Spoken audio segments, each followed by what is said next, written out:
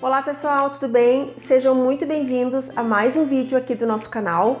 O meu nome é Carolina Vaccaro, sou nutricionista infantil e hoje eu vou falar sobre um assunto relacionado às papinhas industrializadas. Será que elas podem ser utilizadas? Quando que elas devem ser utilizadas? Será que elas podem substituir uma refeição de forma adequada?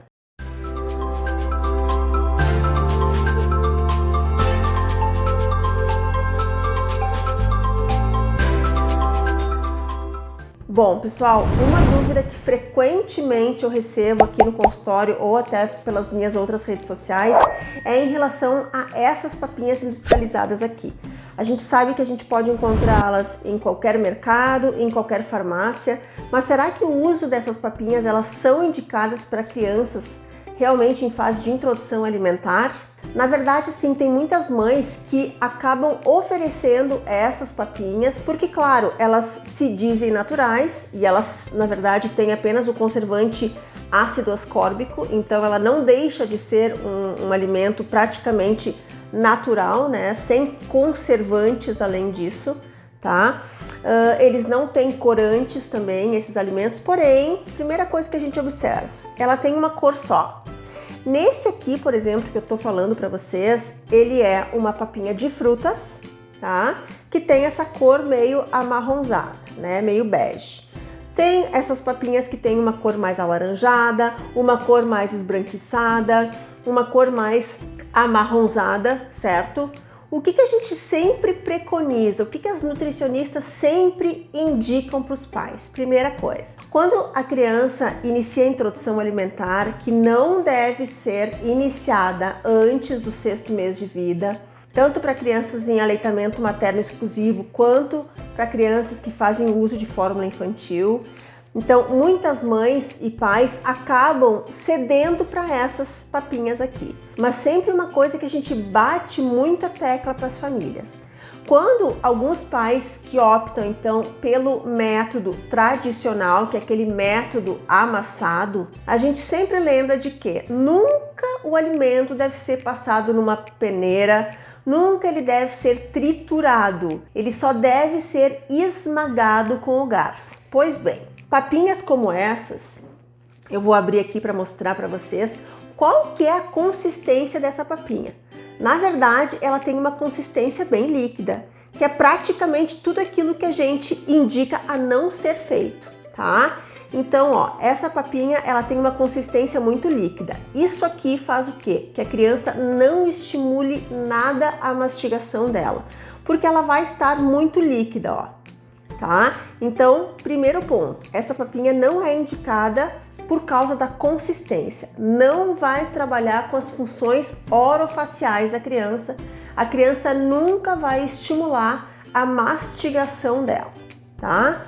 O segundo ponto bem importante aqui em relação a essas papinhas, então de novo, falando para aquelas famílias que estão aderindo ao método tradicional, que são, enfim, as comidas oferecidas amassadas, né, para criança. O que acontece? A gente sempre pede para que no prato do bebê os pais façam montinhos de alimentos separados. Por exemplo, eles vão apresentar para a criança um montinho de feijão, um montinho de brócolis, um montinho de arroz, um montinho de cenoura e um montinho de carne, certo? Principalmente, então, falando aqui de método tradicional. Por que a gente pede que os alimentos sejam oferecidos de forma individual? Para que a criança tenha contato de forma individual a esse alimento, para que ela conheça o gosto do brócolis, da cenoura, da carne, do feijão. Porque se a gente fizer, então, se os pais fizerem uma mistura desses alimentos, a criança nunca vai conseguir identificar o gosto individual de cada alimento. Então, nessa papinha aqui, nesse potinho, a gente tem aqui dentro, nós temos manga, abacaxi, suco de limão, suco de laranja e banana. Vocês acham que a criança consegue identificar aqui dentro deste potinho o que é uma banana, o que é uma manga, o que é um abacaxi? Então, esse é o segundo ponto que a gente, na verdade, não indica essas papinhas industrializadas. Porque a criança do 6º mês a 1 ano de idade, ela está fazendo a introdução de alimentos novos na vida dela. É um processo de aprendizado. E se a criança não tem o contato individual com cada alimento, ela não vai saber que a banana é de uma cor amarelinha, que tem uma consistência diferente então da manga. A manga tem mais fibra, ela é mais felpudinha, que tem um gosto diferente da laranja, que ela é mais ácida, que tem uma cor diferente da banana também. Então é importante que a criança tenha conhecimento dos alimentos como um todo individualmente, certo? Então por isso que a gente não indica essas papinhas. Em relação à parte de segurança de alimentos, elas são muito seguras, tá? Elas são pasteurizadas. Quando a gente abre, ela faz um barulhinho como se a gente estivesse tirando vácuo, então ela é a vácuo, tá? Então realmente ela não tem conservantes.